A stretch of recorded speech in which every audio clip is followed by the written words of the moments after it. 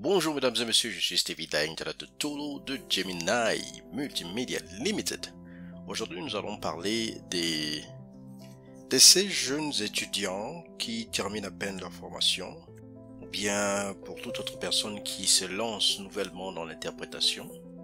J'ai constaté que beaucoup d'étudiants terminent et se plaignent de ne pas avoir les offres durant leurs premiers mois, sinon leurs premières années. C'est extrêmement compliqué pour certains parce qu'il y a beaucoup qui, en fin de compte, abandonnent et se lancent à autre chose.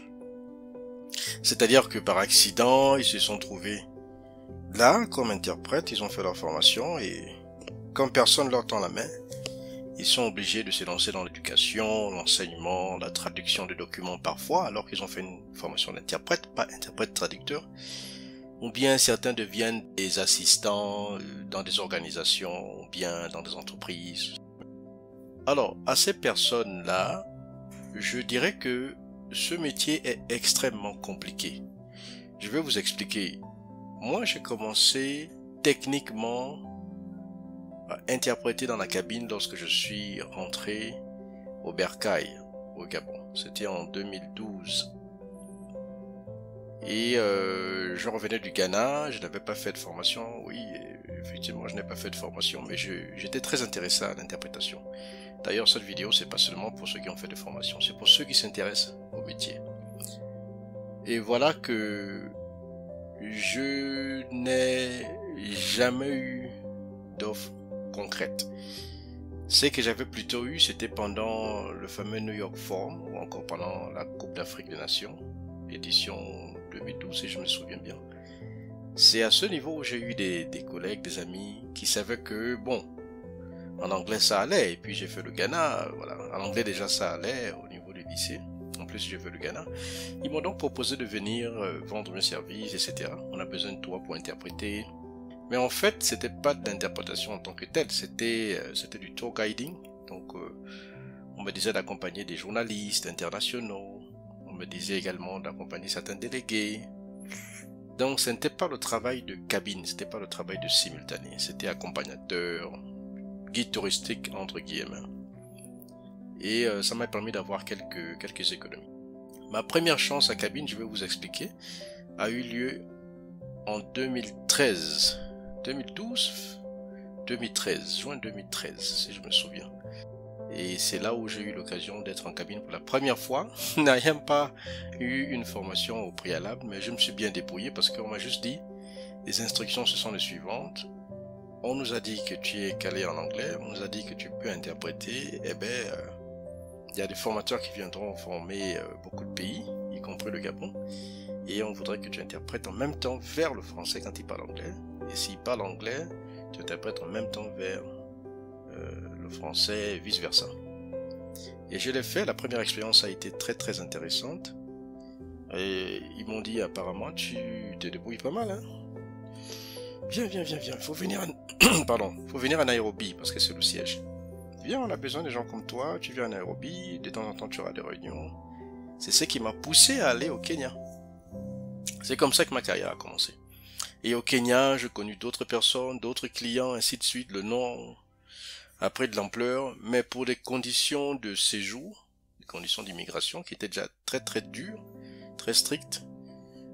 Voilà, notamment le permis de travail faisait plus de 1000 $, je ne pouvais pas me donner ce luxe.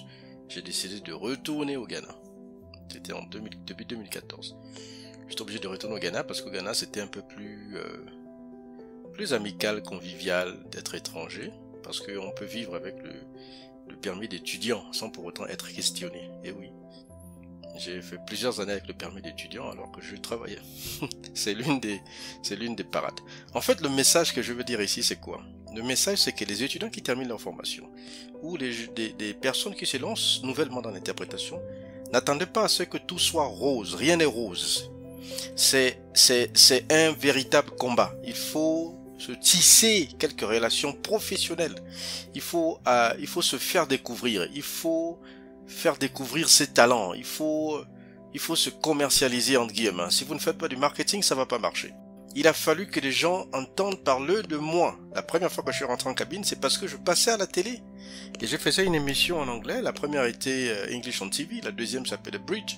Et les gens ont vu la présence, tu vois, la présence de Stevie, qui parle anglais, il est d'origine gabonaise. Ah, ça c'est intéressant, il peut nous aider. Donc les clients ont commencé à m'appeler. Certains me demandaient des cours d'anglais, d'autres me disaient, viens nous aider, viens interpréter. Ça c'est la première façon. La deuxième façon aussi, vous pouvez vous lancer dans le volontariat. C'est très important. Ne cherchez pas de l'argent au début, parce que beaucoup de jeunes sont trop tentés par l'argent. C'est pas l'argent qu'il faut mettre au début, c'est d'abord cette expérience. Mettez-vous dans la peau de quelqu'un qui vient faire du bénévolat. Pourquoi? Parce que pour certaines personnes, elles vous exploitent, mais en réalité, vous profitez à consolider vos connaissances, à peaufiner, à aiguiser vos connaissances, vos atouts, etc. Et c'est là où vous jugez, vous direz est-ce que je suis fait pour ce métier ou pas. Donc je pense que les gens sont un peu trop pressés et ils ont des attentes très élevées. Il faut savoir calmer le jeu. Il faut aussi s'y lancer dans, par exemple, le tour guiding, les guides touristiques. Ça, ce n'est pas du tout mauvais. Plus on le fait, plus on se fait connaître. Plus on le fait, plus il faut se faire connaître. Il y a d'autres personnes qui sont plus malignes, qui se lancent dans la traduction, n'est-ce pas, des prédications, des dimanches, etc. À l'église, ils le font dans les deux langues. Et ils se font connaître. Et vous savez pas, dans la délégation, il peut y avoir des diplomates, il peut y avoir des fonctionnaires internationaux, il peut y avoir des gens qui travaillent dans les organisations internationales ou locales, qui ont peut-être des ateliers. Ils vous appellent, ils disent qu'ils ont besoin de vous. C'est après, ça c'est pour ceux qui ne sont pas formés. C'est après maintenant que vous allez commencer à vous intéresser au professionnalisme du métier. Je ne dis pas qu'il faut commencer comme ça, sortir du marché, c'est pas ce que je dis. C'est vrai que je n'ai pas eu, n'est-ce pas, le cursus standard normal, c'est-à-dire les premiers pas étaient l'école. Non, moi ça a été complètement le contraire. Le premier pas, je me suis lancé dans la boue et avec l'expérience, j'ai vu comment les doyens, les formés, se comportent dans le métier, travaillent, et c'est ce qui m'a poussé à me professionnaliser. Je ne suis pas toujours allé à l'école, je le dis sans avoir honte.